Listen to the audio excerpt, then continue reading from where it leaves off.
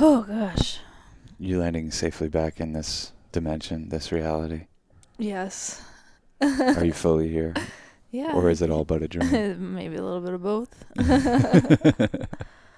A little bit of both. Yeah. Nothing like a right previous to podcast little DMT ceremony.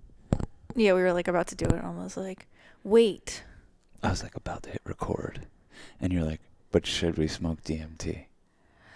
And not because I was like, oh, before our podcast, we should smoke DMT and then have something to talk about. It was more like, We've been so busy. I've literally been so busy. And I just had a moment where I was like, wait, I have a moment.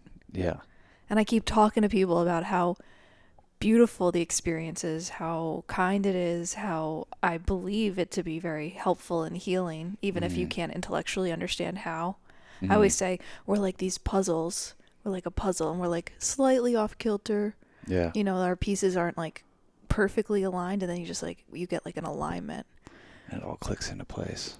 It's so quick. It's hard to intellectually say what even happens, but the other times that it's like come to the mind, it's like we've been where there's other people, and I like to lie in bed next to my boy, have nowhere to be, nothing to do, just openness to have the experience in quiet. I personally don't like putting on music or anything because it like tethers you to time. Yeah.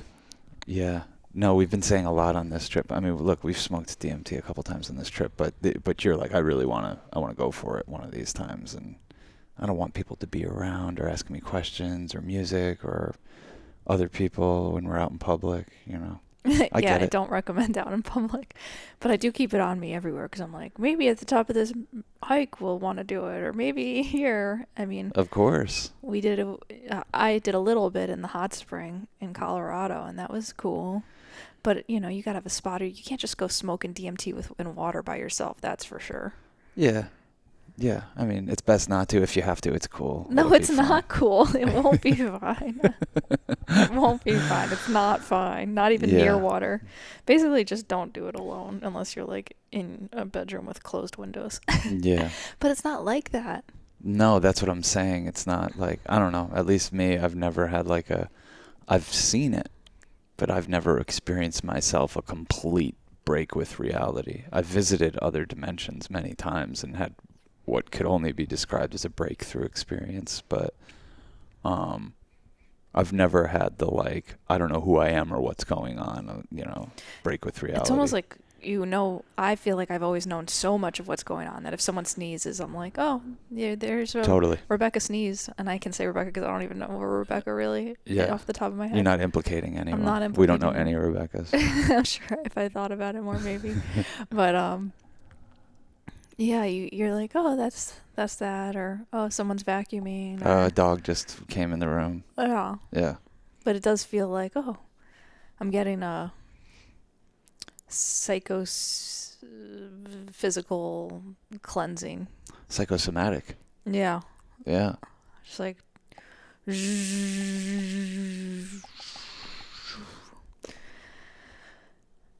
We've had so many people like tell us so many remarkable things, like, oh, because it's one of those ones that you can do a little more loosely because one, it's so quick, and two, it doesn't seem, I mean, do your own research, but to have like a lot of psychedelics you can't do if you're on SSRIs or different things.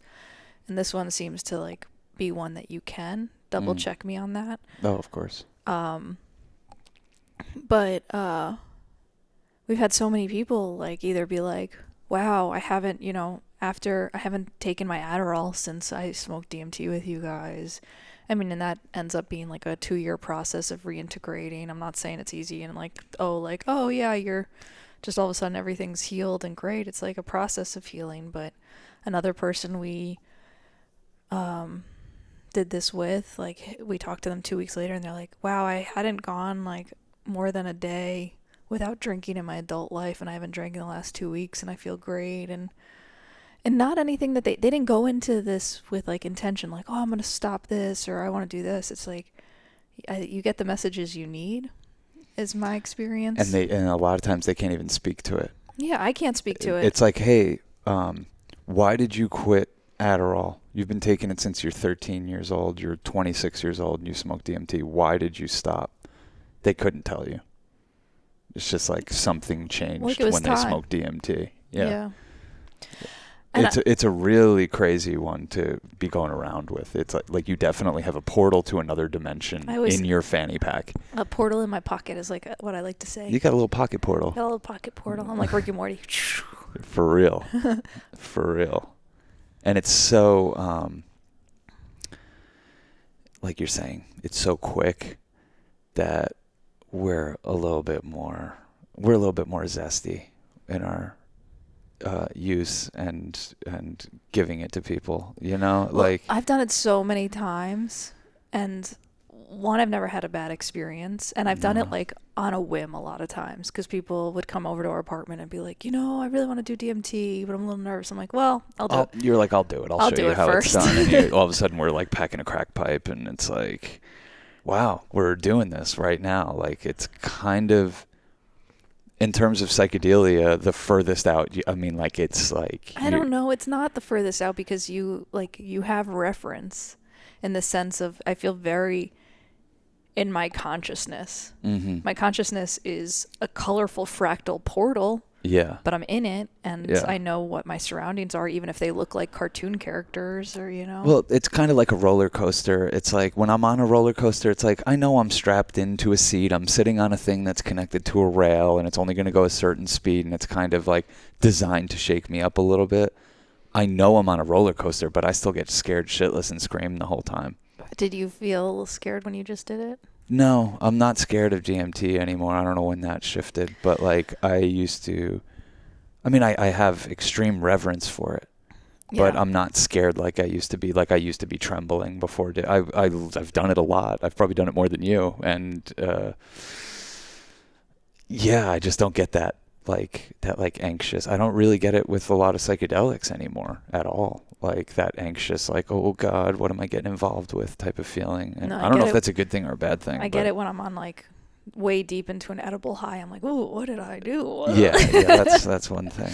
It's funny now that like edibles are so in our culture and so pervasive, like people having like total breaks with reality. Oh yeah. It's like it's a crazy. Every time I do like a strong edible, I'm like, this is legal. Like, what are we doing? Yeah. And not that I think anything should be illegal. Obviously, I believe in the legalization of weed and everything, but it's like this is such a crazy experience that people now have access to, and like people maybe can get into it a little naively. Oh, absolutely. It's kind of hilarious how humbling it can be. I mean, I guess with DMT, now that we're just rolling around with this pocket portal, like our rule of thumb has basically, with like a lot of other psychedelics, people will be like, oh my God, I've never taken acid. I would love to take acid. Would you take acid with me? And we're like, yeah, throw it on the calendar. I don't know. Get back to us in a couple of weeks. We'll probably do it with you. And, if they have the wherewithal to get back to us and schedule it or whatever, we'll do it or whatever. But this is like more like, oh, you want to do DMT? All right, we have it right now. Get back to us in like 20 minutes. Basically, if you have the wherewithal in 20 minutes, if yourself then wants to still do it and you can somehow find us in this group of people or this place we are or this park or whatever, sure, we'll do it with you. So, I mean, you kind of... You bear witness to little mini miracles when you're serving this stuff. It's crazy. I think because it's like microdosing death. Mm. I think it's like it might not seem like it, given the like visual field you're pushed into, but I think that DMT has a lot to do with death. And I know that might sound like psychedelics 101, but because I'm pretty sure it's like the thing that your brain secretes when you die or when you're born or whatever, and it's naturally occurring in your brain, but I can't quite put my finger on it, but something about DMT has to do with death. And I think that's why it heals so much. I think you're microdosing death, and it's a lot more comfortable than you would ever have thought something that crazy could be, and it puts you back at ease in what this experience is and the temporary nature of what life is. And it makes you appreciate. Most people come out of a DMT trip being extremely grateful. How many and times if you have ask them for what, they wouldn't even be able to tell you. How many times have you smoked DMT and like the clouds have parted and all of a sudden it's like a sunny day? I feel like I that's feel happened like a it lot. just happened. But for me, I think, it's been so long since the first couple times we did it, but very quickly you realize like life is like you're like Velcro, Mm-hmm. and it can be like like being removed from what you think life Right. is, Right. Yeah. or it can just be like there's some mantras and prayers that I think can help you surrender, because that's ultimately what I tell people. I'm like, just let go. Like Yeah. just if you can trust the Yeah. medicine, what I'm going to call it that for lack of whatever. Why not? If you can trust the portal, the DMT portal, which I Yeah. do, you just ask for healing and say I love you and I'm sorry and thank you and I'm safe and please heal me, and you just like float downstream. And I think where people might have a harder time is if they resist it or want to intellectualize it or want to speak to the experience or want to know what's going on or use your intellectual mind to get in there, and you just more have to just go with the flow along for the ride and let go and just be like, wow, what a beautiful human experience that I can smoke a pocket portal, vape a pocket portal, and just like be, I don't even want to say shot into a dimension. A dimension almost visits you. Yeah. Well, it Yeah. gets described so much as like getting shot into it, but I'm like, it's more like the veil releases and the portal comes to you, and it's like, what's up? That's a good way of putting it. It also, eerily feels like a dimension that's like here right now. Like, you know what I mean? It's not a foreign planet. It's not a place we don't exist now and always. It's around us right now, but you smoke this stuff and you become aware of this other dimension. Yeah. Yeah. And it's the other side of the veil. It feels like little like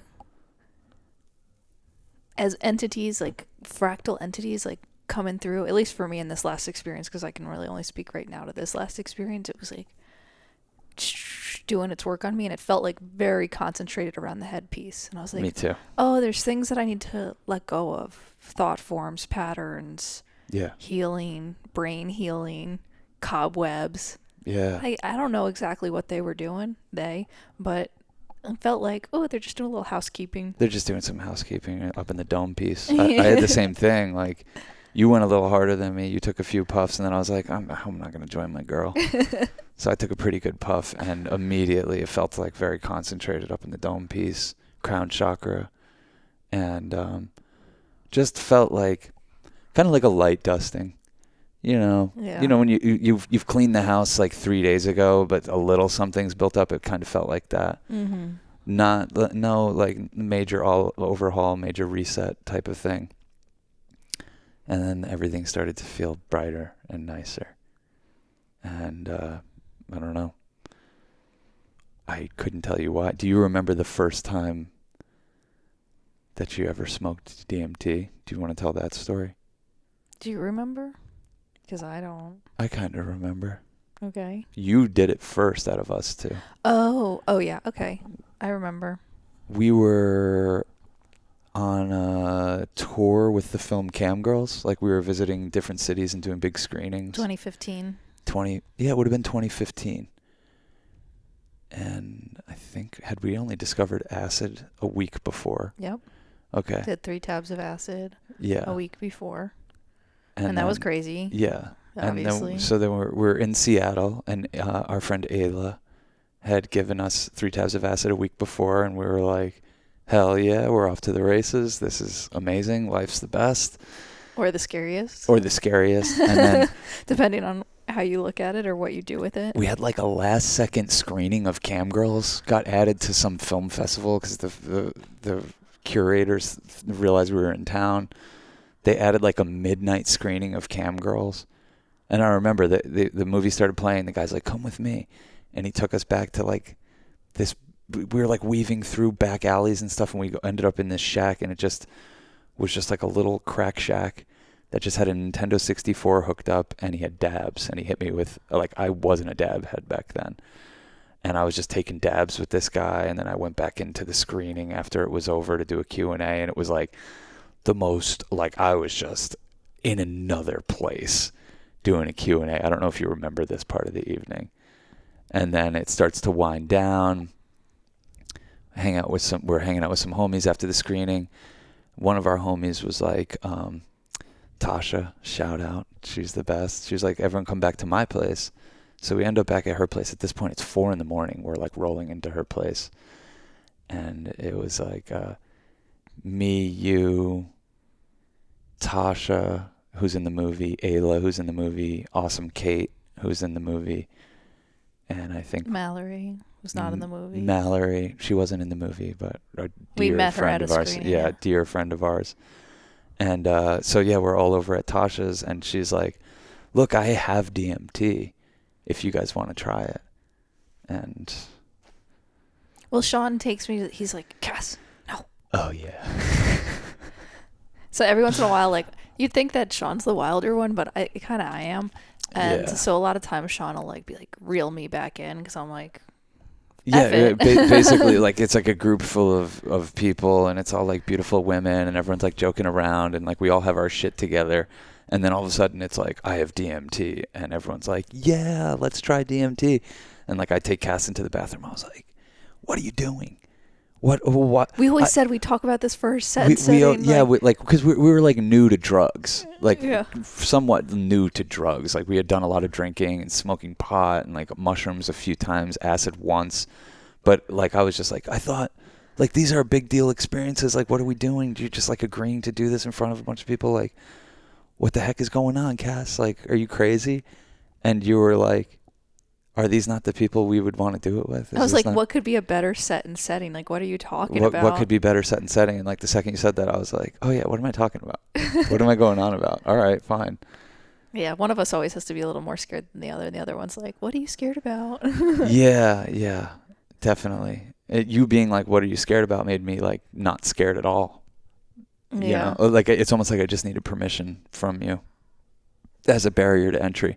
And it probably really helps me from having a bad trip. But Yeah, I did it first. You did it first. Which has just been... Of all the people, no one there had done it. She just had DMT. We didn't even know if it worked. And I remember you doing it. Do you remember anything about the experience? Like, it couldn't be scarier than acid, so... Yeah. And plus, Ayla had told me that, like, of all the psychedelic experiences, it has, like, the most positive... reviews. I mean, as far the as most 5-star Yelp reviews. As far as people like having a positive experience or good, like not reporting. I believe like that. There's not a lot of time to not have a good experience. Yeah, and even if you are like, oh, resisted, it's like, okay, I was in this place and I didn't really fully surrender, but it's Yeah. How was it for you? Well, I didn't go that crazy because she was like, I don't even know if this is DMT. I don't. You know what I mean? I was like, it was like, oh shit, that was crack. I was like, I took it a little light and easy, and then, but I knew, it was good, and I was like, I think while I was on it, I was like, you should do this, Sean. Yeah, you turned to me like you were like, you're gonna love this, and I was like, okay, like, oh, I'll try it. Like I saw what you did, and I saw that you like kind of went up to the threshold, but not fully over. You never closed your eyes. So I was like, all right, well, it is what it is. And I could see that it only lasted like 3 minutes. So I fucking went crazy. I was like, load that fucker up. And I took 5 enormous hits. And by the third one, when I was blinking, there was just when I would blink, there was another dimension on the inside of my eyelids. And like my ears were ringing, and it was like type of like just indescribable. And so like I hit this thing 5 times, just closed my eyes, and I was in just a psychedelic, supersonic, like a dome of like Celtic patterns. You were in the sphere. I was in the sphere. Basically, yeah. Like we're going to be at the sphere this time next week, seeing the dead. But that's how it felt. That's probably what it's like to be in the sphere, like where there's a distinct dome over me, and it's like ancient Egyptian hieroglyphs and Celtic tile patterns. And like everything's getting closer and further away and undulating. This one, today when I did it, it got so close it was like in me. You know how you're like looking at it? Yeah. But then I was like, oh, it's in my eyeball. So I was like, okay, I am the pattern. Yeah, no, that's yeah, very very similar to what I was experiencing that first time. Just like so intense colors you couldn't fucking imagine, and just like an infinite dome everywhere I looked. It was just pure insanity. I just feel that like out of the things we have at our disposal as humans, Yeah, we're all gonna f around. We all do f around. We were talking about this with some friends yesterday. It's we're not raw dogging this thing. We're no all one's really raw no dogging one's. life. And if you think you're raw dogging if you think you're raw dogging, turn off the TV, cut caffeine, cut sugar, Put that cell phone away. put that cell phone away, Yeah, and then talk to me. You know what yeah, I mean? You're not raw dogging. yeah. Um, Cass, can you not have the microphone pushed sorry. against it's like the hood of this thing. Yeah, sorry. Yeah, you need to do that. So all the things we have at our disposal, caffeine, alcohol, ketamine, cocaine, whatever, cell phone, whatever. I'm like, DMT and what seems to be an endogenous chemical, which seems to have a lot of healing properties, and I've only really seen people positive, even people who have had total breaks with reality, who it shot them into needing to go to therapy, are like, I'm still glad I did that. I needed Yeah. to deal with these things. I needed to go to therapy. I needed to face some fears or review my childhood or whatever it is. I'm like, I don't know. I think once you start doing this life thing enough, you realize that the laws in this country are kind of ridiculous. You got to make your own rules. Try to be responsible. Do stuff that is well tested, positive. But it's not as, like, we're talking about it, but I mean, like, you go to a dream state every night that's a portal of a different world. Like, what Yeah. we're talking about right now might sound a little crazy. 10 years ago, it might have sounded a lot crazier. But it's probably like one of the least crazy things you can do. You're getting in touch with what reality might actually be, which is we might actually just be a pattern of electricity and atoms and waves and gamma rays and all this stuff that we're perceiving as solid but actually isn't. So there's something almost more true about stepping into the dimension where it's an undulating pattern of data and details that is so vast that you can't fully comprehend what you're experiencing.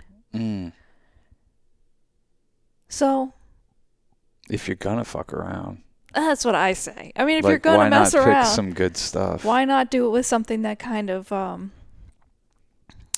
titillates your existentialism or something? I'm 1000% in agreement with you, and like, look, it's not for everyone, because like I'm saying, I do think that there's an element to DMT that, like, you're facing your own mortality in a real way, even if it's very very very briefly. So I think you're kind of like mimicking a near-death experience, and something about that like sends shockwaves through your system, and it makes you want to wake up, and it makes you want to live more. But what could be more beautiful than that? And it's like the That's one what I'm thing saying. about COVID that I'm like, well, it's kind of a beautiful takeaway, is that we collectively all had to confront our mortality. Yeah. Like, oh my God, the whole world's telling us if we don't do this or we don't mask up, or I'm not, it's less about the politics right now. It's more about the psychology of being told you could die. Yeah. There's a virus or disease, whatever, going around that could kill you very quickly. And you could be in the hospital for a couple weeks grasping for your last breath. And I remember just like living in a total heart attack because I thought I was dying every day. Well, look what a real like global confrontation with death did to us. It kind of paralyzed us. It kind of like, we're like, oh, okay, we'll pay attention, we'll follow orders. What like, like, it spooked us to the point where we stopped living the way we used to. But on the other end of that, I don't know if it's just from the financial support that we got while they robbed us of trillions of dollars. It kind of gave people a wake-up call of like, wait, this is my one life. Like, I'm living it. How do I want to live it? How do I want to be Do I want to be selling my time? Yeah. What is more important? Family's more important. Love is more important. Relationships are more important. Life is more important. There's like Mm. and connection is important. And I think it just put into perspective how important all those things are. Yeah. Um, and obviously was very traumatizing for a lot of people, and the effects of it are still being integrated. Like the mass disconnection and fear portals and the grief and loss that many people had to experience from losing loved ones and stuff. But there is like this confrontational aspect that you almost can't control how it wakes people up. Or if it puts them back to sleep, you know. Yeah, totally. There's no, I, it doesn't do the work for you. None of these no. psychedelics do. If you go to a psychedelic, like, okay, I want to quit this, I'm going to take this drug until I quit this thing. It's like, no, it doesn't work like that. You have to want to quit the thing. You have to put the work into quitting the thing. You have to process the discomfort of quitting the thing. Mm-hmm. The psychedelic might give you a portal into trusting, wanting to see life differently in the rules and the patterns and breaking the patterns of your addiction, but it won't do the work for you. Mm.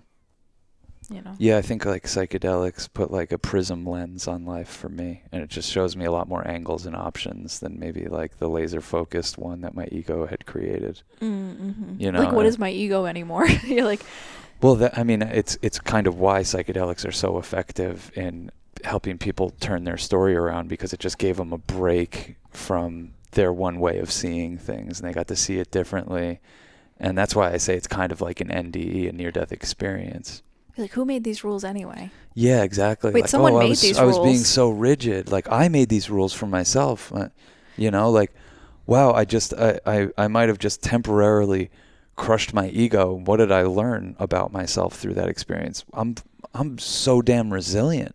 Mm-hmm. Like, wow, it doesn't have to be the way I always thought it was. And sometimes That's a lot of hope for people, And sometimes I think getting scared. You think you're scared of going outside and meeting someone at a coffee shop, or I've flirted with a little agoraphobia in my time. Oh, hell yeah. Total just incapacitation and fear of like going into the world and connecting with anyone in any way. You think you're scared of that. You think you're scared of flying. Then you have an existential break with reality, Yeah. and you realize the scariest thing is to not live at all. Yeah. Like, the scariest thing is to be asleep at the wheel. The scariest thing is to live in fear. The scariest thing is to cling to your past. The scariest thing is to live a life fearful of something that would never happen. Live a life of anxiety. Live a life of like an imagined reality, and totally miss the present moment because you're not here, because you're thinking about what could happen, what did happen, and realizing in a very tangible way that that's a grand illusion, because you're so affected in the current moment with how you even remember. Every day, if you tried to remember what happened on your, say 16th birthday every day, you'd have a different story of what you remember from that day based on where you are that day. And I'm not saying don't think about the past ever, but I'm just like, at least keep in context that it's not the truth. When you're thinking about the past, you should be extremely considerate. Considerate of who you are and who you're trying to become and what it took to get there, and not cast negative spells on the person that's still experiencing that thing. So I think you got to be extremely considerate and forgiving and sweet on yourself if you're going to go digging around in the past and thinking about that stuff. Personally. Yeah, even though, because at least for me, it's a lot more fun living in a life where you're like, oh, this happened for a reason and everything's perfect. Yeah. Like, you have a choice to say, this has happened for a reason and this is perfect. And you have a chance to really believe that in the core of your being. Or you could live in a place of judgment, fear, regret. And I'll just tell you from personal experience, that's like not the funnest place to be. And when you get there, it's not like you can't ever live a life where you're not feeling those feelings ever. Be like, no, I'm being regretful. Interesting. Well, I think the key in what you just said is like it's not the funnest thing. It's not the funnest thing. And I don't even know if that's appropriate English. It doesn't sound right to me, but at least like there's a foundation. There's a certain decorum in which the way we conduct ourselves is based on. And for us, it's to have the most fun life.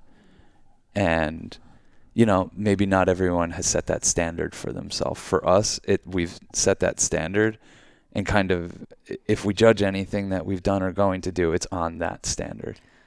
So, I don't know. I just think that's a really interesting thing. Some people might have their life, you know, their life force based on pride or discipline or this or that, and in which case, like, looking back at the past in those ways maybe helps motivate them to behave in different ways. Like, I mean, I choose to be forgiving towards my past self. You can be motivated very quickly, and you don't have to like relitigate every second of every day, because if you want to be better for other people, you know, like I want to be kinder to people. I want to be kinder to the people in my life. Like, the way, if I think about it, if the way that I can do that is not by being like, oh, you did that thing bad, or you did this bad, or, you know, I can't even think of anything at the second because it's hard to, but you know, you have those moments where you're like, oh, why did I say that thing? Or why did I do that thing? Or I was such a fool, or whatever. You still think about not bringing ketchup to a table you served at Peekskill I do Brewery not before. still think about that. I do not still think about that, but that is the kind of waitress I was, and I know a lot of people who work, they just want to do good at their job. They want to do right by other people. They want people to have a good experience here. And you can either live your life being like, oh man, if I only brought them ketchup, or you can be like, hey, I'm in a new moment with a new person. The best thing I can do for this person who is also connected to every other person in this world is to be present with them, not thinking about the ketchup I didn't bring to the last person. Yes, exactly. That's rebirth.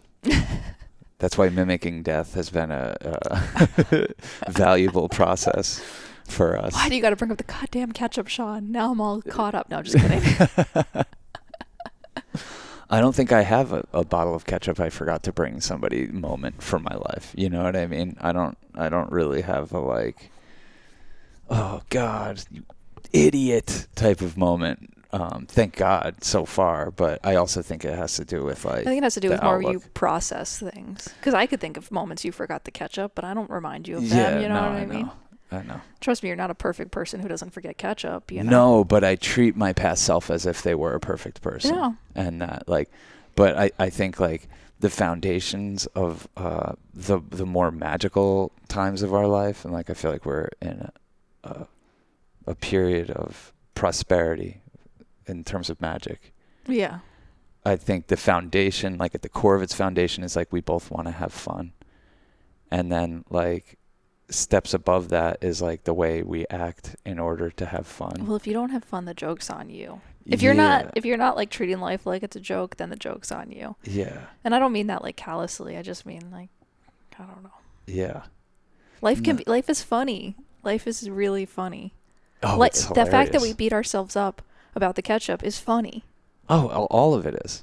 All of it is. Like, everything we do, not only is it funny, it's kind of adorable. Like, we're all like out here doing these little side quests all the time. We don't really even know what we're doing. We do know we're going to die. I just feel like the biggest disservice we do ourselves and other people is not being true to who we are and trying to pretend like we're someone that we're not, or something that we're not. Yeah. I'm not saying trying to pretend to be like, yeah, of course, fake it till you make it. Be kinder, more generous, you know, giving, whatever. But like, don't hide who you are. Like, if you are a flamboyant butterfly, please be a flamboyant butterfly. The world needs you to be a flamboyant butterfly. Yeah, for real. For real. We need flamboyant butterflies. We need color. We need texture. We need excitement. If you are a performer, perform. What about Eeyore? If you are an Eeyore, I love you and I'm sorry. Good luck with that. No, I'm just kidding.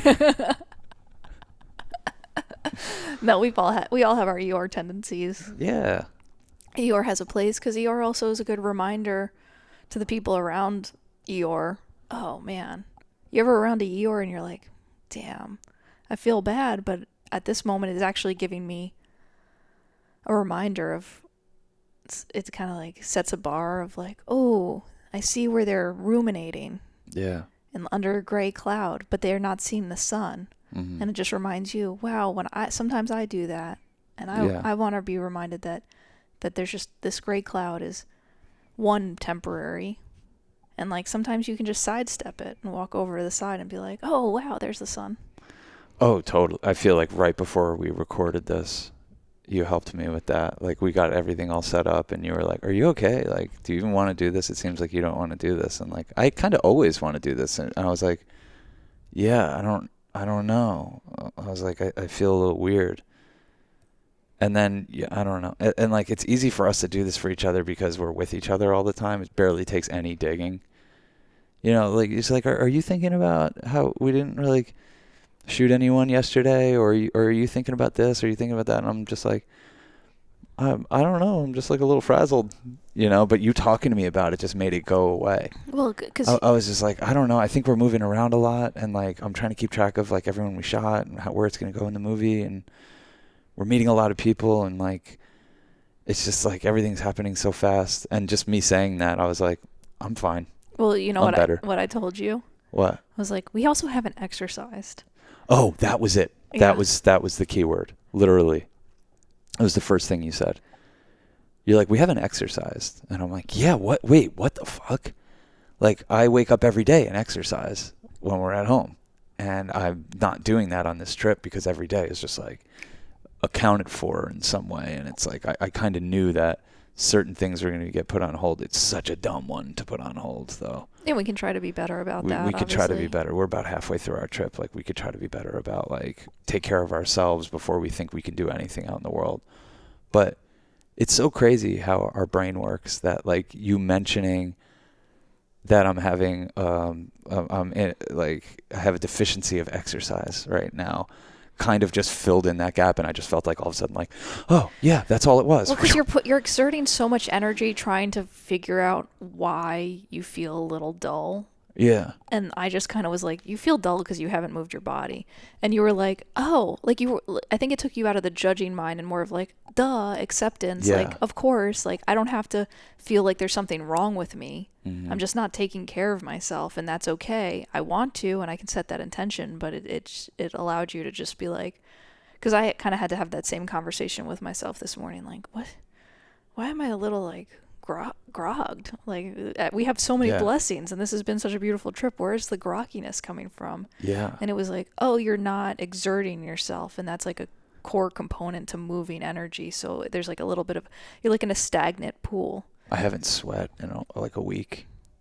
You know, that's something we do a lot. But it's kind of crazy how your mind can be just by, I think we spend so much time wanting to do the math, and you waste a lot of time doing the math of like, wait, is there something wrong with me? Yeah. Yeah, I'm trying to like pinpoint. I'm like, did somebody say something mean, or did I say something out of alignment, or what? You know, and I'm like spending all this energy just like scanning the atmosphere, like what's going on, what's up, is it like, what could this be right now? Well, judging that like, you're like a little like that you're sitting in stagnant water for a second, yes. rather than being like, oh, I just need to move the water. Yeah. Yeah. Speaking of moving the water, I'll be right back. I'm back. Thank you. Thank you for your patience. We're here in Los Angeles. We made it. Yeah. Yeah, we made it across to touch the other coast of this country. You gotta, yeah. We haven't put our feet in the ocean yet, though. No, Maybe we'll today. have to do that. Maybe that's a reason I was feeling a little off. I'm sitting here, I'm looking at the ocean from our place, but I haven't put my feet in there. Mm-hmm. Got to get acclimated. I should have a business where I find Airbnbs for people. You're so good. I literally find places that are cheaper than hotels. Yeah. And I mean, the key to a good Airbnb, you can't risk this every time, Just wait. is literally book it last minute. Yeah. And always book places that, if you're booking it far in advance, always book a place that has a refundable policy. Yeah. Don't be a fool, because things happen. Don't be a fool. Hotels, you can cancel the day before, you know? You Yeah. shouldn't get locked into some crazy thing. Absolutely. Well, we came from, where were we? Huh? Sedona. We went to Sedona. Sedona. We were outside Sedoni's. Wow. Sedona, I don't feel like we fully did justice to Sedona. I'm tempted to just like write it off as like the Disney World of spirituality from driving around. But I don't You said it, not me. look. I agree. I'm tempted to write it off as that because I didn't really dig into it. You know, you drive around, it's like portal vortex and alien, you know, and chakra balancing and just Yeah. it's so on the nose that there's kind of like, and it looks literally like you're in Epcot or Disney World or something. Yeah. You know, Yeah, it does. it's so perfect. I'm not saying it's not a beautiful place with beautiful people. No, I mean, like, look, a place like that needs to exist because, like just an on the nose. Like, most people don't have time to search around the way we do, and meet weirdos and like just like fall down rabbit holes and this and that. You know, they get a couple weeks off a year. They want to have a spiritual time. Where are you gonna go? Yeah, I mean, Sedonies. it couldn't be. It's like they took the most beautiful place in our country and were like, this is a town. Yeah. You're driving around and you're like, jaw dropped. Every angle you look, you're like, For real. oh my God. For real. This place is incredibly beautiful. Yeah. Unbelievably perfect in every way. But in terms of the actual city of Sedona, we didn't really spend much time there. We were more interested in some homies that we have made friends with down in Camp Verde. Shout out to Max Harms. Shout out to Max Harms, the garage, everything that they got going on down there. Yeah, look him up on YouTube. Yeah. I didn't really know what we're getting into. You're like, hey, we have a friend who's throwing like a party. You think I know what we're getting into? When I say we have a friend and you don't know who they are, I probably don't know who they are either. You know what I mean? Like I kept being like, what are we doing? Because I'm always the person producing everything. So Yeah. I felt we almost got in a couple. Yeah. I was having a hard time because you're not like very on top of it. No, to say I'm the not least. detailed. I'm not like on top of it. I can be.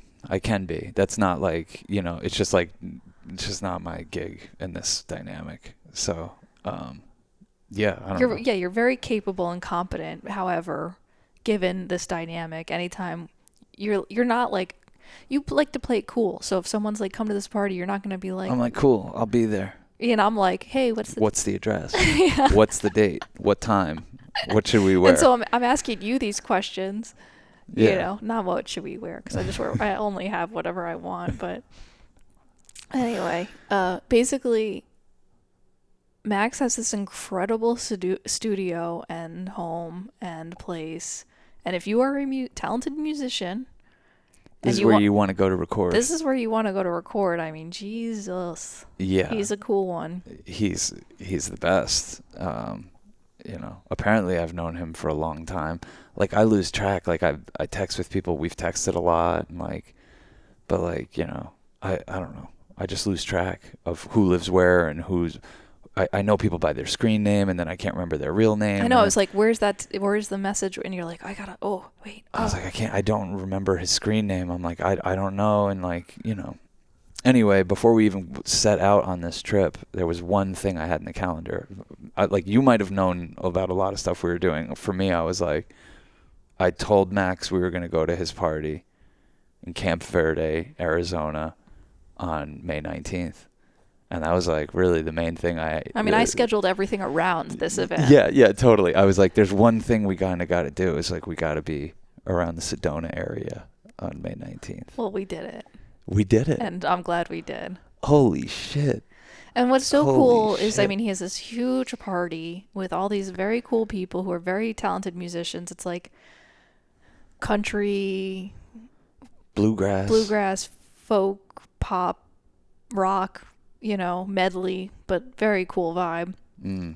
And he says to you, yeah, this would not exist if it wasn't for you. So he takes this amazing, like, hundreds of people party and says, you're responsible for this. And he was like, because I saw Florida Man and I got a camera and then I started recording people in my studio and then other people started booking me as a producer. And it all came from that. And he attributes it to the movie we made with Isaac. And it's like crazy. And I mean, but I was like, we'll take the credit because this is badass. You know what I mean? I'm like, I'll take it. This This party is was awesome. crazy. I had no idea what we were going into But at all. We pulled up and there's hundreds of cars around this dude's neighborhood, and I'm like, what the heck is going on? Like, we go in there, there's a pool, there's a stage set up, there's 2 garages that have like 2 tattoo artists in. There's 4 tattoo artists there. There's a list of people that are signed up to get tattoos that day. He's got his studio in another building. There's a house in another building.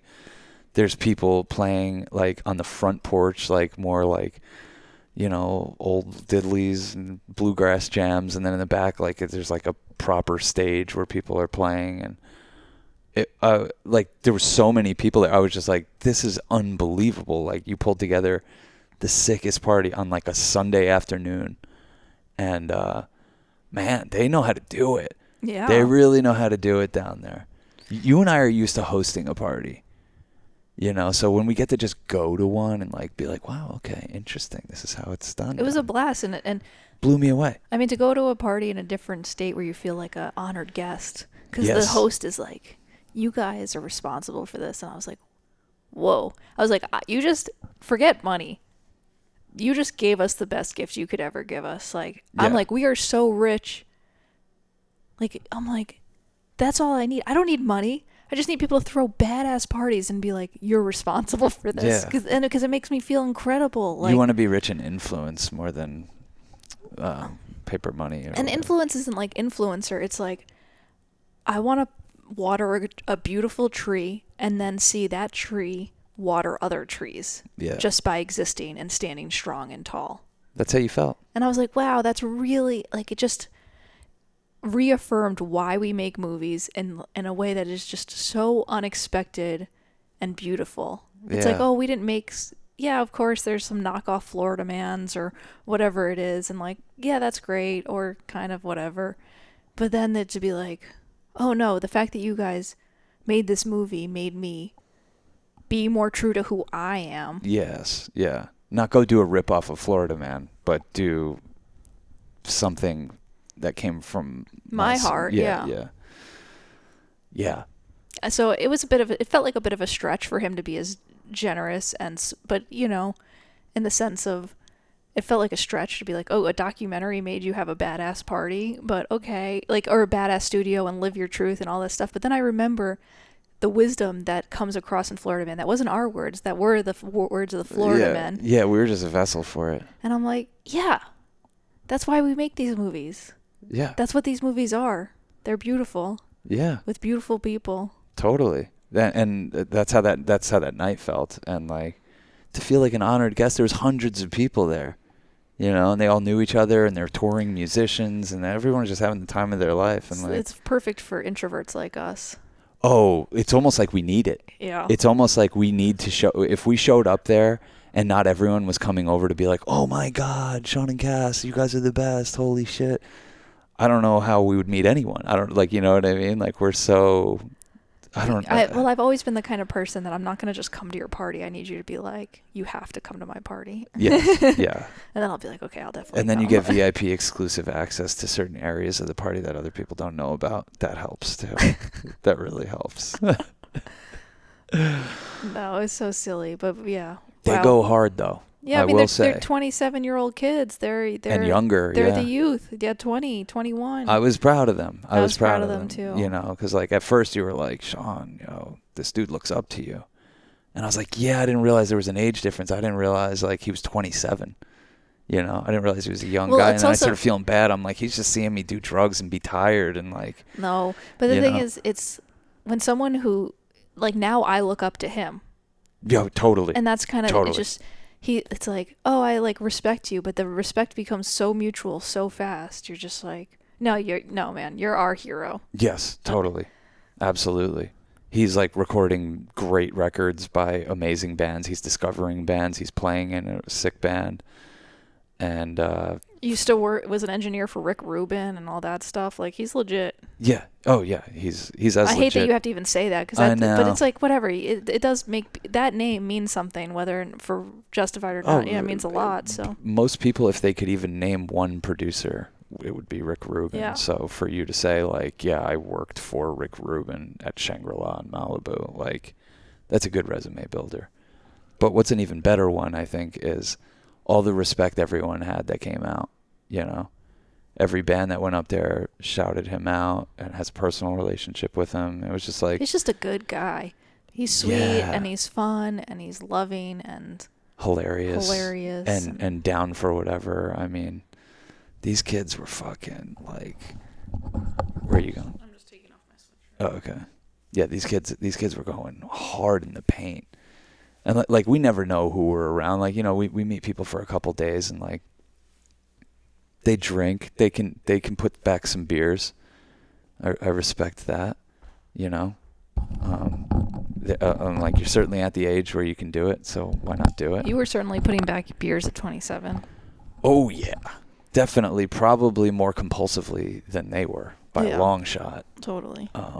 But you know, they kept up with us. You know, beer was at their party. The parties you threw at that age were about beer. Yes, yeah, beer was at the party, but it wasn't the main character. The parties I was throwing at that age, it was like, come together, we're gonna drink 14 kegs.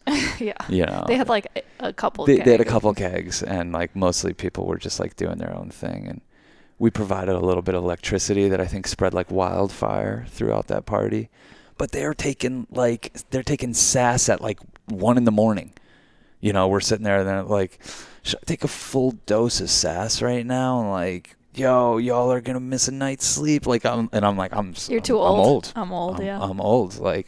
Yeah, but just think, if it was at your house and you had just thrown like a badass party, you would be like, this is the night to go hard. Yeah. You know, they're not halfway through a 5-week trip where they need to keep their wits about them. They're blowing it out. Yeah, and it was the time to do it, and they did it perfectly. I had the most adorable conversation with this is their band. You want to show it off? Jack OC and the Alien. Yeah, Jack OC and the Alien, and I had a great conversation with the Alien of Jack OC and the Alien, their drummer, John. Yeah, Jack's awesome. Happy birthday to him today. Yes, Jack is the lead singer. And Max was playing bass. Max is the bassist. Badass guitarist in the band too. Yes, I can't remember the guitarist's name, but that's besides the point. John, the alien of the group, is adorable, and I see why they call him an alien. And we were having a really fuzzy late-night conversation, just sitting there, and I was kind of in another dimension myself on a certain substance. And he was like, wow, so you and your girlfriend, like, you guys don't drink? And I was like, no. It was so adorable. Like, it was like a mind-blowing thing to him that, like, we don't drink. And I was like, oh, dude, don't, it's like, it's not like, just don't give me credit for that. Like, I'm not some straight edge guy. I'm not preaching anything like that. Like, I just know what I like, and I know how to use it, and I know how to not borrow from future days and weeks and months of my life with just like one night of partying. And like, I'm like, just drinking, it's too hard on me. It's too hard on my body and soul. But he was like totally in awe of us as a couple that like together we're like, we don't do that. But I'm like, you see what else we're doing. Well, like, we just have it dialed in. I mean, I think at 27 or 26, I would have looked at older couples who were like cool and partying and being like, oh, you like, to make a note, like, oh, you're not drinking? Okay. But you're still partying. But you're still partying. Here. That's a part of the reason why we're partying. Yes. Because we have safe sex because we don't drink. Yeah. Yeah. Wow. I never even thought about it like that. That's my theory. Yeah. It's part of what keeps us in the party. No sloppy pullouts. Oh my God, Gus. No, that's not me. That ain't never been me, and it ain't never gonna be me. Mm-hmm. Yeah. But, man, I don't know. I can't say enough positive things about all those kids down in Arizona, down the Arizona way. They give me hope for like youth. I know. Max's girlfriend's like 21, and I'm like, damn, you're like light years ahead of where I was at your age. Just totally. in like maturity and the way you express yourself and think and, totally. and reflect. And I'm like, gosh, darn. That's how most people. I'm so behind the 8 ball. Most people in our little Church of Chill community feel that way to me too. Yeah, I'm like, I had to fucking. I'm like, you're listening to us? You're right. Yeah. Get out there and have your own podcast because we got nothing to teach you. Yeah. We're just shit talkers. Yeah, yeah. But at the party, actually, this was an interesting bring it all home moment. Like we're doing our thing, and like around midnight, this dude shows up, and Max is like, "Oh, Sean, you gotta meet this guy. Like this guy's like you're a kind of weirdo," and he introduces us to some dude who, you know, like we kind of make fast friends with because, like, you know, you could tell like he's like on some sort of spectrum, and he was just babbling about some shit, and it's just like we're the perfect people to do that too. Like, because we'll listen to you, we'll ask questions, we'll indulge it. But he started saying, Really beautiful guy. You know when you meet someone, you're like, yes, damn, you're my brother. You're yeah, awesome. yeah, you're like, I need to protect you. You're a sensitive soul. Even if it's just at this party, I need to be your go-to person at this party. And it was cool. Like we bonded and we connected like within minutes of meeting. And he was complaining about his tinnitus, and he's like, I really want to take something to fix my tinnitus, this and that. And you were saying how you had given DMT to somebody, and they were like, whoa, my tinnitus has gone away. So they thought it was better. They thought it was better. Anyway, you were just like, look, DMT might help. And he's like, I've always wanted to do DMT. And you're like, well, we have it here. If you find us in 20 minutes. Find us a little later and we'll maybe serve it It's to you. almost like having them go through a portal of self-consent. Yes. Yeah. It's basically like, all right, you asked me for this thing. Go think about it. Now you have to go off and think about it for a while on your own without feeling like, without being anywhere near anything that could be conceived as peer pressure. Because I don't care if you do this. I really don't either. I couldn't give a fuck. I've seen a million people have these experiences. I love it. I love to be there for them, whatever. But I ain't trying to change someone's life. We don't go to a party and like, maybe we'll smoke someone up tonight. No, not at all. Not at all. That would be a fun way to go into a party, though. Just be like, who is it going to be? But, yeah, so he basically came and found us, and like we found a little spot. You know, it was like a big party, so it was not like a lot of spots we could go do this. So we're just like kind of like sitting on the front porch, like we're like, oh, that lady left, those chairs are open, like let's go do this. And it's like midnight, and this dude, he got it. Like, you know, I think a lot of people's barrier to entry with DMT is like they can't get it down and hold it down. Like you need to take massive gusts of this shit. It's about holding it. It's a big part. It's really it's about getting a long, slow draw and holding it until you can't breathe anymore, and then your next breath in is another one of those, and then your next breath in is another one of those. You know, and he understood that because he was a compulsive pothead, and so we're like, dude, look, if you want to have this experience, you're gonna have to hit this thing hard 3 times, and he hit it hard twice and was already completely, which is fair. Yeah, 3 is arbitrary. It's like if you actually know how to puff this thing and hold it, you could probably do it in 1. But like after the second hit, he was like handing it over to you. He's like, I don't need the third hit. I mean, and he's just like, oh, and just kind of like you could feel it. We were sitting in the pitch black, but you could feel this thing take over him. And he doesn't know us from a hole in the wall, and he like grabs both of our shoulders, like, oh, and he's like gripping hard, and he's like, I love you guys. I just want you to know I love you guys, and we're like, we love you too, and like, it was like a birthing experience. We were like, we were also like his psychedelic bodyguards. You know what I mean? He like, and that's how he's like, okay, you guys are gonna be my bodyguards, and I'm gonna go out and do this. That's all I kept saying to him. I said, you're doing great. Like the whole experience. It lasted a little longer than I thought. It wasn't just like your typical 3-minute whatever. Well, he's good too because I get out of this. I don't even know what to say about it. He had things to say during it. Yeah, he was he's very smart and very reflective, and yeah, it's always an honor to be present for someone who's going through an alternate experience like that and bringing back little gems. Oh yeah. He was like holding on to us and saying he loved us, and like we were like, we love you, and I just kept saying like, you're doing great, man. Like you're killing it at this experience. Like he was so funny. It was so cute. You're doing great. We got your back. No one's gonna fuck with you. And like at one point he's just like, literally we're like sitting in rocking chairs, and this guy's just rolling around in cement right in front of He's us. like, I'm going to lie on the floor. He's like, I'm going to lie on the floor for a little bit. And he's like, he's like, you know. I mean, he did it with grace, but he did it. It was all with grace, but it was like so funny. In that moment, some other random person from the party who we hadn't even met yet just like comes walking up with a beer and is like, looks down at him and he's like, how y'all doing over here? We're like, oh, we're fine. Everything's cool. Like, there's no way to explain this situation. He's wasted. we're in the shadows after midnight, like in a part of the party no one was, and like this guy happened to see us, and there's a dude like on the floor who's like unresponsive. This guy's like, how you guys doing? We're like, oh, everything's cool over here. You know, we're just chilling. But our boy got through it and like was definitely popped into. Yeah, man, you see this like maybe 1 in 5 times where he was just like in a psychedelic flow.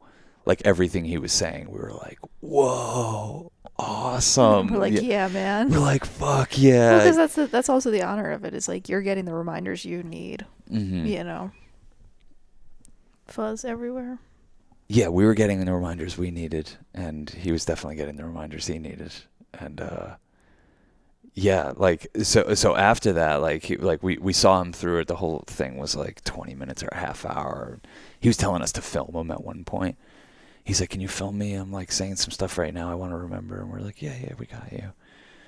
And everything like kind of calmed down, and like we just like kind of merged back into the party, and the party moves on, and we were like on to other things, hanging out with other people and new conversations with new people. All of a sudden, like from across the way, I just start hearing the most beautiful, powerful music I've heard all day. And I'm like, damn, who's that? Doesn't sound like any of the bands that were here. I look over, and it's our boy. Yep. Leading, like, he just had all these musicians around them, and he was leading them in song. And he was like our boy Max came over, and he's like, dude, what did you guys do to him? I've never seen him like this. And we're like, we smoked him up on DMT, and he's like, did it reverse his autism? Like, well, he is on fucking fire right now. We're like, look, we didn't know this guy before, but we only really know this beautiful version of him, and that's the way it's going to be. That's just how it is. Some things will never change. What a beautiful soul. You know, that's what, like, God, life is so beautiful. You meet beautiful people, mm-hmm. and they share something about their life, and you get to grow and learn from them, and then you get to see them, like, blossom. And sometimes that happens over decades, and sometimes it happens over, like, 2 hours at a party. Sometimes it happens over 20 minutes at a party. Yeah. You know, like, he is our brother. Oh, yeah. You know? We need his phone number, by the way. We got to figure that out. Yeah, we got to figure out who he was. We need to figure out who that was. And just say, hey, we still love you. You know? Because, like, he smoked this, and he was like, yo, my brother died, like, a few months ago. He's like, I'm trying to help take care of his 12-year-old kid. Like, he left behind a kid and a wife. And, like, he just like went deep, and you could tell he like processed something that was like really, really huge in his life. And like we say, I don't think the DMT did it for him or anything like that, but like I think it brought something up to the surface that he was able to speak to in that moment and move some of the energy. You get used to moving that energy. Maybe you could move it a little bit more and more each day. Yeah, we don't go around saying we're facilitators, but we do end up facilitating a lot. I would never call myself. I know. No, I'm just saying I would never call myself that. But if held to, like, if I was judged as that, we would go down as legendary, some of the best ever, I think.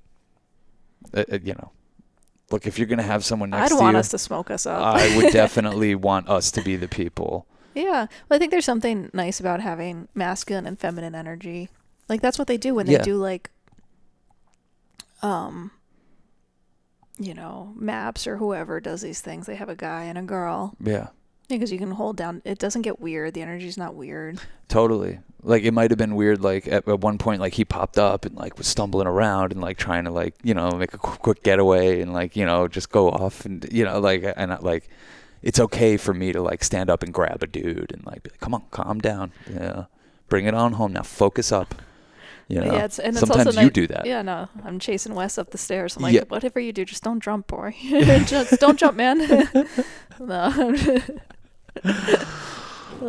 Yeah. God, what an honor. You know what I mean? What an This honor. whole life is, What an honor. you know, and like just getting to share like sacred moments to people with people, and Yeah. like I feel like we've taken, like our life isn't transactional, and I feel like people can kind of feel that. I think that's part of our foundation of like being fun people, is like, hey, we don't need anything from you.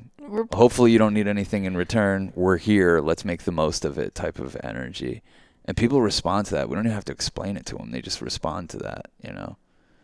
Yeah, we're comfortable in our richness being in other things than financial a lot of times. And once in a while we'll pray to the angels, and they usually come in unexpected ways. It doesn't need to be with the person right in front of us. So that's what's cool about it. Yeah. I don't know what I'm trying to say. I wish you did. It sounded good. I'm just saying. Yeah, about the transactional thing. Yeah. Like, we'll never charge, it's not like our path isn't to charge for, we're charging for ideas, and those ideas are bigger and require a bigger investment. Yeah. That these unique moments that happen, whether it's with a DMT pen or whatever, we don't have to be so serious about it.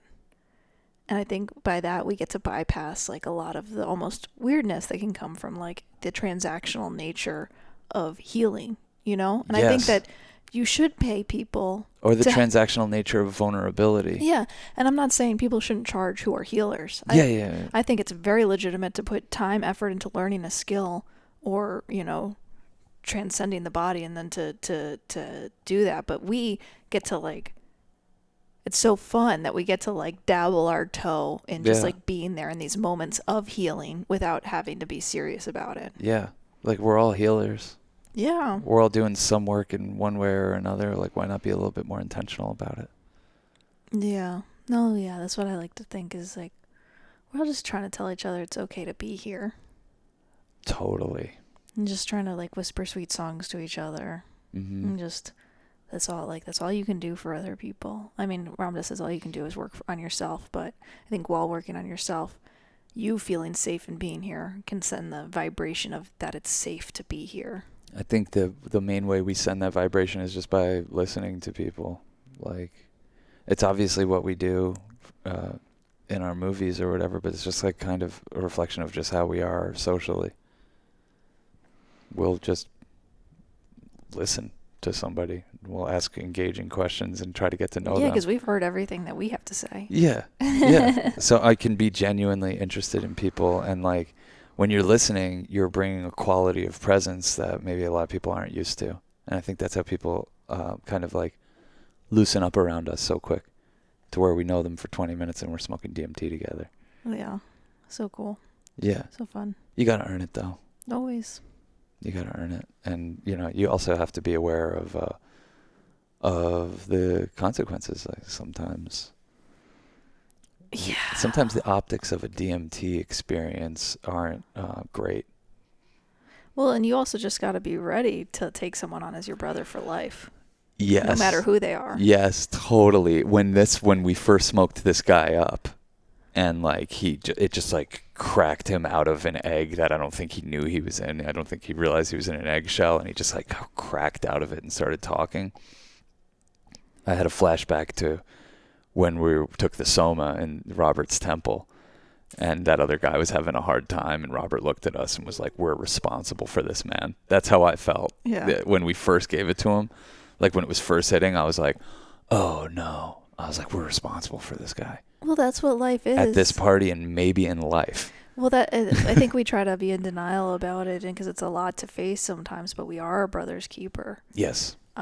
Whether it's across the globe or our next door neighbor. And I think denying that aspect of ourselves is where a lot of sickness comes in. Oh, yeah. A lot of like fear of like, oh, I can't, of lack, like a lack mentality. Oh, well, I can't do this because then this or whatever.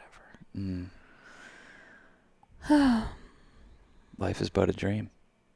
Pretty cool one most of the time. Sometimes it's a little dreary, and then you just gotta move the energy. You just gotta microdose death. You just gotta. That's all you gotta do. Every now and then, just hit a little. Just hit your pocket pussy of death. Is Whatever. that what you want to name the episode? No, I just couldn't think of the right words, but that is pretty funny. A pocket pussy of death. Yeah. That reminds me of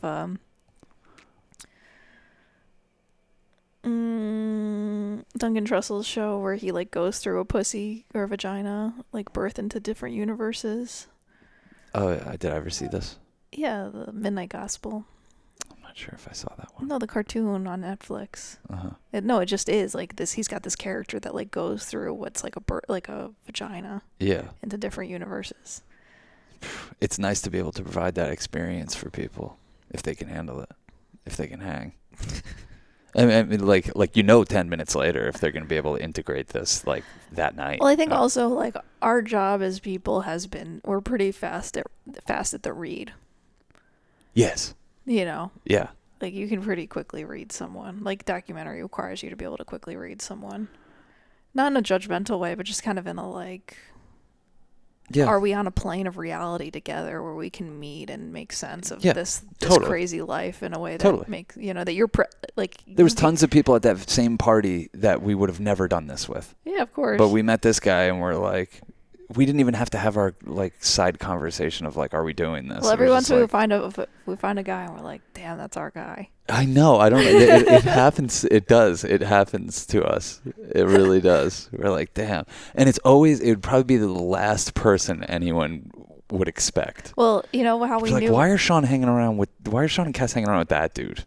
Like, you know, then you can't pick up on the flavor. But he did say one of the first things he said to you was he loved your Ween shirt, so that's how I knew too. Oh, yeah. Like, I was just trying to meet him in passing. I was like, oh, yeah, what up? My name's Sean. And shook his hand and tried to keep going. And then he was like, nice shirt, by the way. And I was like, if there's one thing I've learned in life, yeah, it's when someone stops me to talk about Ween, you listen to that person. Like, they're in touch with something. Like, it's such an obscure thing that it's well, it also requires a certain sense of humor to enjoy Ween. Yes. So it's like that's the kind of person that you're like, all right, let's hang out. Totally. Like, oh, you're my guy. Like, you know about Ween. Fuck it. Let's dance the night away. Totally. I miss him already. I do too. That whole night was just like, how often do you and I show up at a party at 3:30 in the afternoon, 3:33 exactly, and we left at 1:30? I thought it was later than that. Maybe we might have even left later than that. But how often? Have we ever done that? It's the new beginning for us. It's a new beginning. We're total party children. Yeah. We're candy ravers. We don't care. We're just out there doing our thing, chopping it up with the young ones. If we'd gotten a tattoo, that would have been a different story. Yeah. There was. And you would have known we really are going hard. People were encouraging us to get tattoos. People were encouraging us to take more drugs than we had taken. I always said, though, if I got a tattoo, I'd want it to be at like an event like that. Like, let's commemorate this night. This fucking wild ass night. Yeah. Yeah. It's like getting a scar or whatever. It's like, oh, I scraped my knee riding my bike, and you know. Yeah. Well, I mean, it's more intentional. The funny thing is the way that this party started off when we first showed up. We were handing out a little bit of liquid electricity. We almost ruined the show. We almost made it so the main band, Max's band, couldn't play. Like Max was like, dude, I'm having a fucking major come up. I cannot was like, imagine. Channel Santana at Woodstock. And he's like, yeah, but Santana said he would never do that again. I was like, okay, fair. Totally. He's like, I don't know how I'm going to play music. And we're like trying our best. We're like, dude, just play for your life. Just play for your life like Jerry did, man. Play like Santana did at Woodstock. Like, you got this. I kept saying to him, I was like, it's going to be better than ever. Like, what are you talking about? And like, he genuinely looked nervous for a little bit there. So like, well, I really do. And then he played better than ever. It was crazy. He was incredible. But I really do believe the harder the come up, the harder the party. The better the party. It's, a party being hard is better. Yeah, yeah. And when you're on that come up, it's so hard sometimes to grasp that. Oh man, I'm really going through it. The other side of this is pure love and light. Like, it's really hard to once you can stand erect, you're gonna be like, you had gone through a portal and you're going to be like, oh, you're going to be so grateful for the fact that you can stand up that you're going to dance the night away. Yes. Yeah. You're like, I didn't think I'd stand again. Yeah. Yeah. I remember a mushroom trip that was like that, where we had a bunch of people over at our house and like everyone took mushrooms and they hit me so hard. I was just curled in a little ball. And then I came in and was like, you're an asshole. Yeah. You came in, you were like, you're a fucking piece of shit. I was like, what? And then like I in a million years I wouldn't have thought that like an hour later I'd be like the funniest version of myself ever. Yeah. And same thing happened one time. We took a bunch of acid with our friend Emma in New Hampshire, and you guys were just having such sweet, fun, beautiful, straight out of like a psychedelic catalog type of afternoon. Like you're frolicking around and just everything was just so beautiful and sexy and little fucking. It wasn't a sexy weekend, but we were just like, yeah, two it was just beautiful like women. It was just like, Jesus Christ, look what I'm here with these two beautiful women, and I was just a piece of shit. I was like a dead body. I couldn't do anything. And 3 hours later, I was like the funniest fucking person in the world. It's so crazy. You go from like I can't do anything. I'm never gonna be able to do anything again to like I'm the master of ceremonies. I'm the master of all ceremonies. Well, and that's why be suspicious if the come up's too easy. All of a sudden you'll be like, this is the best. I'm fucking the master of acid. And then you're like, all of a sudden think you can hit a joint and you're like, holy shit. Yeah. What is the life? No, it's weird. You always seem to have like pretty steady Betty come ups. You know what I mean? I don't see a lot of like, you don't get your ass fucking humbled in the way I do. Well, because I feel like it's the first bardo. I'm just like, I stare at a plant and I'm just like, this is so beautiful. Yeah. I'm so in awe of the beauty of life that I'm allowed, like, I'm able to just like enjoy that moment. Like so many trips you've been like grasping for life and I'm like outside looking at a leaf. Yes, I haven't surrendered. I need to remember that word. Or just like appreciate. Yeah. Yeah. Appreciate, I guess, would be a good way of doing it. Just some way to like kind of like hold the line. Who cares? Lose the line, come back again. I mean, forget, look, remember. what I'm saying is like I'll get to completely just so far out you couldn't believe it, and then I'm like have it so together. A couple hours later, I look in the mirror, I look great somehow. Like everything is together. Like I'm like, man, I was like a piece of dog shit for a little bit. Well, I think with that trip, you didn't shower, and you're like, I should have showered.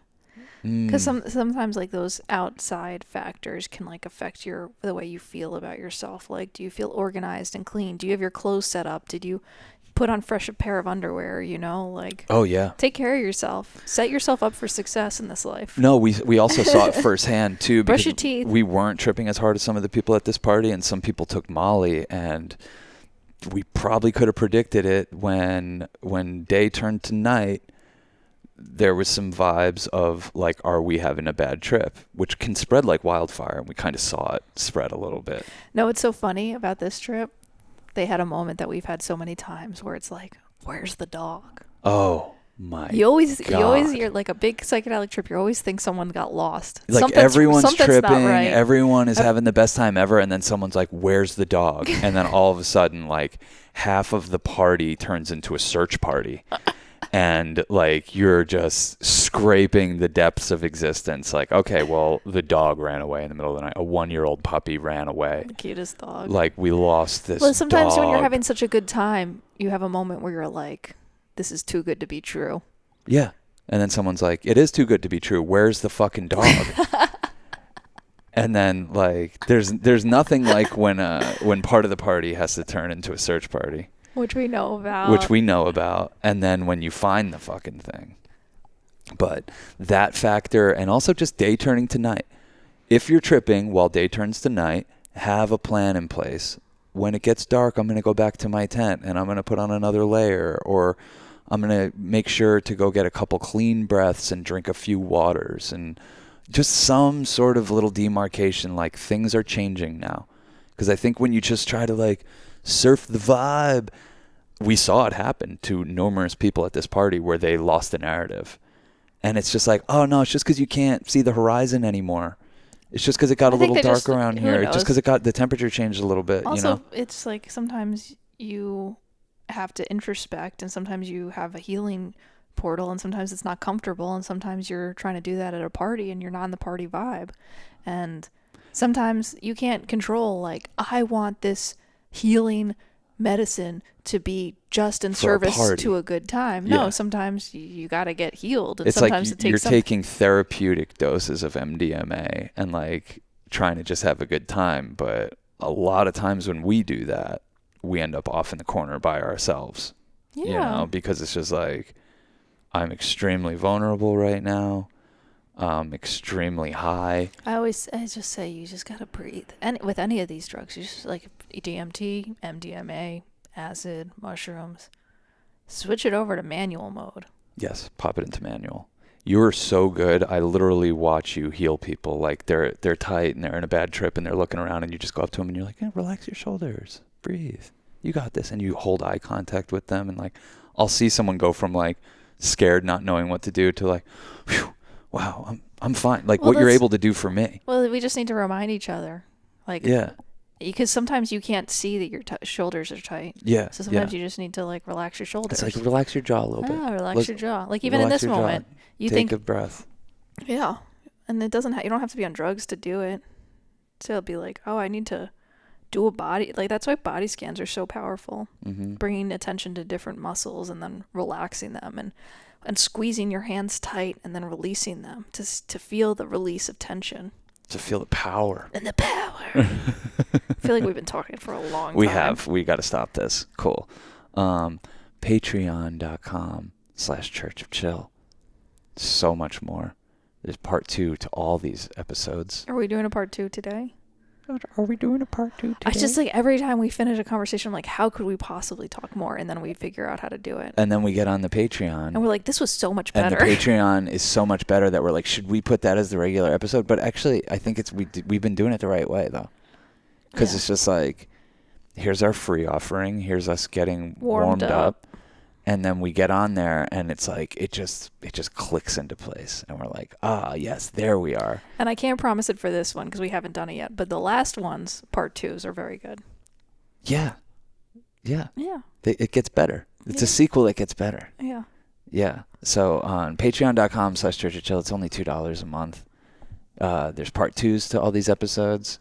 There is my psychedelic radio show, Church of Chill. 188 is now my new favorite episode. Highly recommend. Episode 188, Valley of Hearts. And I set that one as public because I really liked it and I wanted to share it with some friends who... Yeah, it's out there for free. But I might, whatever. So right now, get in on it. Yes, and you can also get in on our Discord community, which is how we meet and connect with people like Max down in Arizona. That's how like we know each other, is like because people have signed up, gotten in the community, slid into the DMs. Next thing you know, we're best friends for life. So, shit, man. If you want us creeping around your party with our little pocket pussy portal, we got you.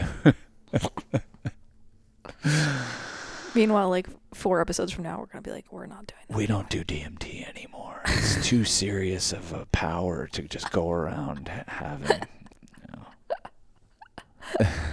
Okay. Yeah, let's wrap Cool. it up. See you on the other side, y'all. Peace, love, and magic. Woo! Woo!